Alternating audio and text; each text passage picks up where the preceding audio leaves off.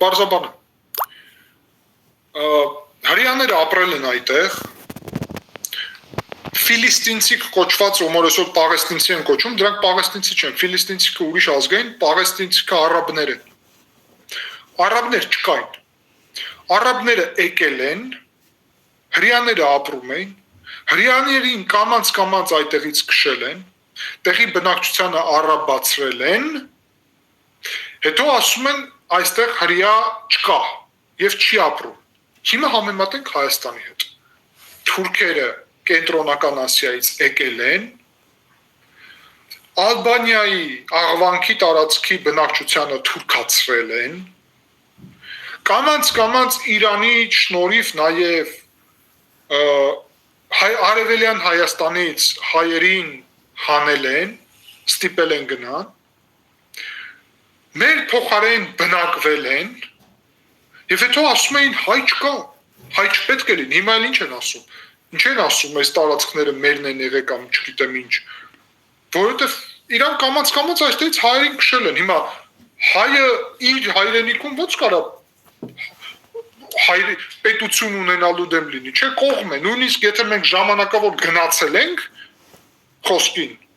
կամ տոկոսային առումով փոփոխություն եղել, մեկը դա հայկական հայրենիք է, հայկական պետություն է։ Հրեաների պատմությունը նույնն է։ Արաբները, զավթիչները կարողացել են քշել իրենց։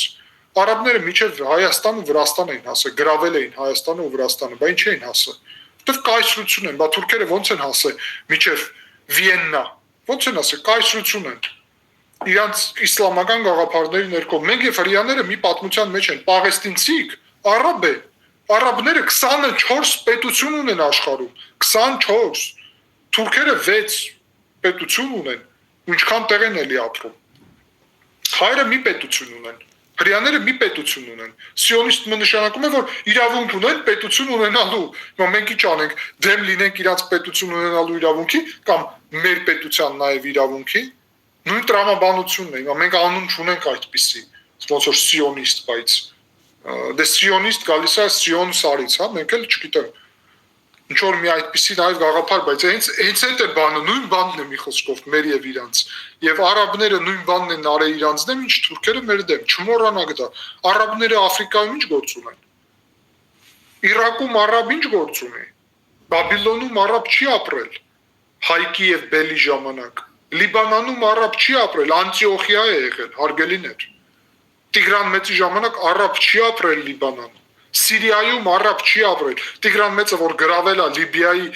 Լիբանանի եւ Սիրիայի տարածքները եւ հասել է մինչեւ Իսրայել, Իուդեա։ Այնտեղ արաբ չի ապրել։